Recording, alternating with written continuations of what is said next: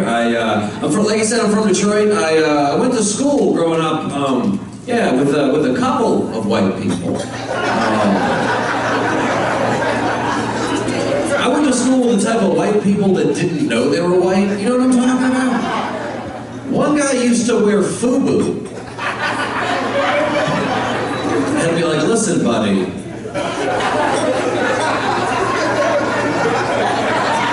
That's not for us. Or by us, actually. You wear do-rags and stuff. I'm like, our hair doesn't even do that. What are you... He's putting Murray's grease in his hair. Holding a Diane brush. I'm gonna be honest, I don't even know what those last two things are. For that joke, I just Googled stuff only black people mess with. And,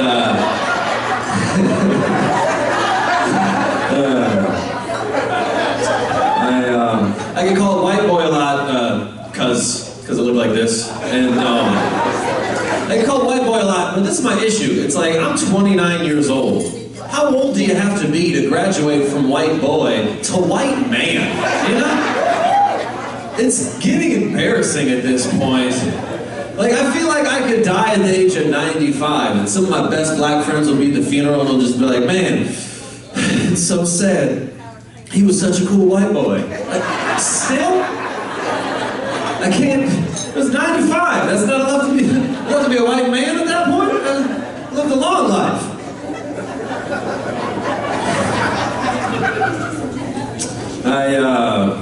Let's get to know each other a little bit. Who in here is married? Clap if you're married. Who's married? A lot of people, that's cool. I was asking because a friend of mine the other day proposed to his girlfriend. Yeah, he had a nice, big, beautiful ring. It was romantic, you know, and she, of course, said no. Yeah, that's awkward. And that makes me scared to ask the question someday. You know what I mean? Because I have to have a plan B for everything in life.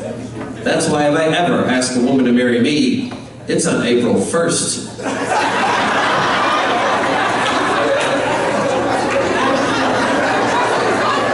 I'm not looking stupid. April Fool's chick. Whatever. I'm not gonna look dumb here. I love to visit my grandparents whenever I can. I think everybody should visit their grandparents whenever they can. I was over at my grandpa's house the other day, and I always love talking to him. He's always interesting. He was like, when I was your age, we were so poor, we had to put water in our cereal. Well, that's disgusting, Grandpa. Fun fact about cereal, you can have it plain. It's good right out of the box there, Gramps. Don't know if you're poor. I do know you made poor decisions. Eating that soggy cereal. Nobody told you you had to eat that. When I was your age, gas was so cheap, they gave us $1. Shut up, Grandpa. That never happened. You never made money getting gasoline. That's where I draw the line. I love you, but no. So when I was your age, we didn't have book bags. We had to carry our books to school. Great. Sounds like somebody like you should have invented a book bag. Grandpa, have you looked at the amount of books that kids have had to take to school ever since you left school? Every year, and you parents know this because you're shoving the books in the kids' book bags. They get more books and heavier books that they have to take to school. Like when I was going to school, I used to have like 2 50-pound books per class. What did you have, Grandpa? You had the school book. Just one book called the school book. And half the history didn't happen yet, so it wasn't even that heavy. Your 3-page book with one president. I don't care. Fold it up, put it in your back pocket. Like what? It'd be an easier way to take it to school. I'm broke. Anybody else in here broke? Clap if you're broke. I owe a lot of money in student loan debt that I don't care to ever pay back. And I owe so much money that to me the number looks imaginary. You guys know what I'm talking about? Anybody ever owe an imaginary amount of money? Somebody tried to collect some of it the other day. He gave me a call. He's like, is this Jeffrey Horste? Is this Jeffrey? I'm like, yes, this is him. Jeffrey, I'm calling to inform you that you have an outstanding balance. Wow, thank you. An outstanding balance. Well, I am flattered there, sir. Thank you for the kind words. Let me tell you something, buddy, if you think it's so outstanding now. Wait till next month. It'll be a spectacular balance. I'll call you next month. Let's set the high score. What do you say? I spend way more money than I have, and I thought this was a good idea. A while back, I got this app on my phone where they send me text message alerts whenever I'm low on funds. Yeah, that's the problem. I'm always low on funds. And I don't even have unlimited text messaging. So I get overages. That backfired quickly. I remember the first time I got this text message alert. I was on a first date. Anybody here ever been on a first date? Nobody? You were all married earlier. That's how you guys are getting down out in Toledo? You're like, you're pretty, I'm pretty. Let's do this forever. What's up? Okay, alright. I like you guys' style. I like it. You're aggressive. Go-getters. I was on a first date though, right? And I'm telling you guys I'm broke, but I'm not cheap. You know what I mean? Like I'm broke, but I'll spend money on a first date. So she's like, what are you gonna get? I'm like, I don't know, maybe the lobster, maybe a bottle of champagne. Then my phone vibrates. She's like, well, who is that? Chase Bank. What are they saying? They're saying that I'm getting the grilled cheese and the water. You're getting the PB&J and a side salad. And I need 10 for gas.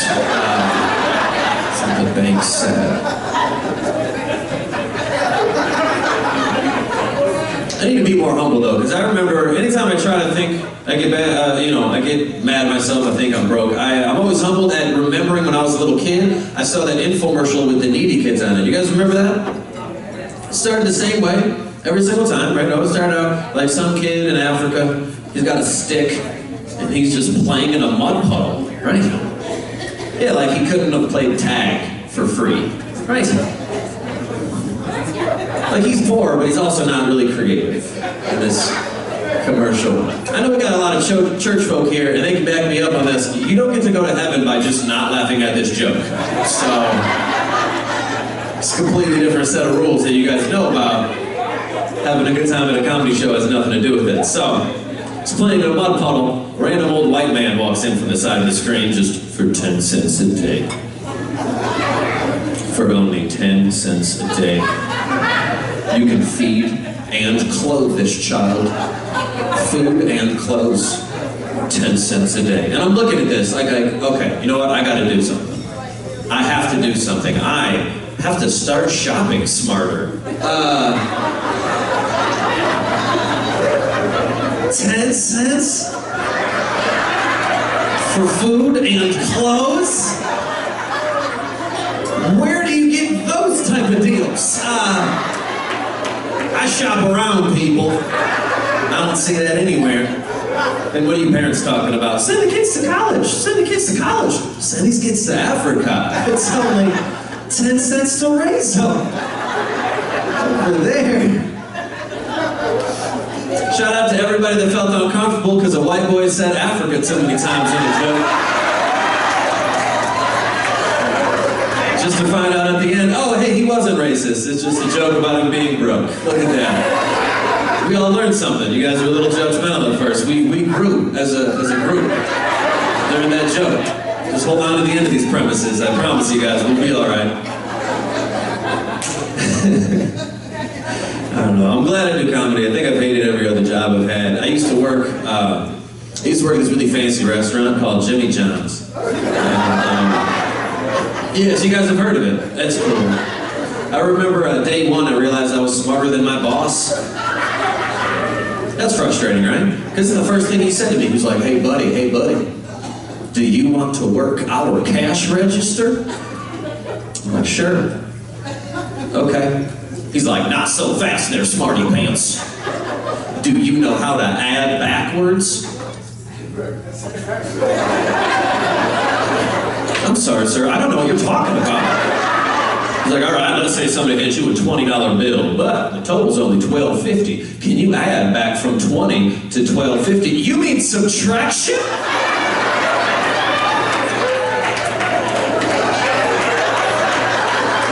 Where are we right now? You know what, you're responsible for my paychecks. I don't even feel comfortable working here. This won't work out between us. Some things in life bother me that shouldn't. I'll be the first to admit it. I don't have too much patience in life. I get upset when somebody holds the door for me. Think about it. When does somebody ever hold the door for you? When you're right behind them and you're carrying something? No. People hold the door for you when you're still 50 feet away from the door. Right? Then it makes you feel socially obligated to jog and get exercise. I don't let strangers pick my workout schedule, okay? But has anybody ever been this mean? Admit it. Where you do that thing where you start to hold the door for someone? You give like one courtesy look back. Right? Forget that guy. Screw that, man. I'm sure a lot of comics will have stuff to sell after the show. I have CDs as well if you guys want to give me some money. I'll give you a CD. Some people are better at this whole business exchange. I'm not. It would be cool. I have a CD. I remember mentioning a couple weeks ago that I had a CD, and a lady came up to me immediately after the show, and she was like, "That CD, was that from tonight's show?" You don't know how technology works, do you, lady? No, it's from next week's show. It's from the future. I do want everybody to feel comfortable with my show, but you know what? There are some bigger topics in life that I do think that we should tackle as comedians. And racism is something that really upsets me. I was arguing with a guy on Facebook the other day, which don't ever do. I don't know why. I'll start arguing about racism on Facebook like I'm going to stop racism. Like, what is it's still just going to be an ignorant person at the end of the day. I should have just not even let myself get angry. You know what I mean? And pretty much, this is pretty much what he said. He pretty much, in less words, said that he thinks he's better than black people because black people will use the N-word and white people don't. And I'm like, all right, let's have this awkward conversation. I had to explain to him that I'm like, you know what? Sometimes black people may use the N-word, but you know what they don't do? They don't curse when they're talking to their mother. See, the black people know what I'm talking about. When I do the joke in front of white people, they look at me like, what do you mean you can't curse at your mother? What if she's acting rude?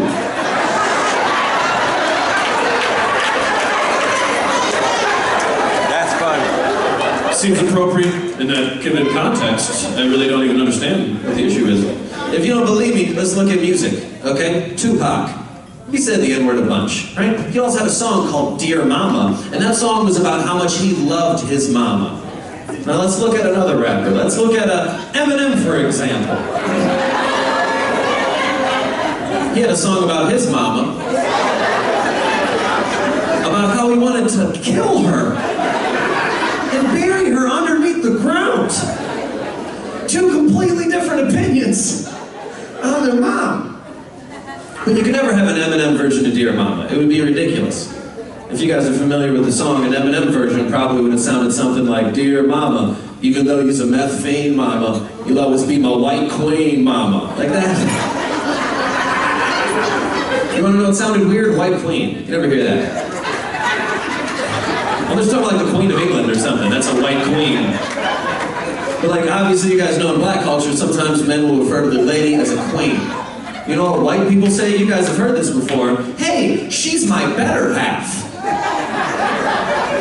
I'm like, well, you're stupid, so she's only slightly better than you? That's not a nice thing to say about your beautiful lady. Why would you say that? I'm about to get out of here, everybody. Before I do, I know a lot of comics will say clap if you have kids, but how about this? Clap if you don't have any kids. Hey, you guys hear how much energy they still have? Did you hear that? I think it's crazy to have kids. I do. I think it's crazy to have kids. That's why I think it's even crazier whenever I turn to the news and I see someone kidnapped a kid.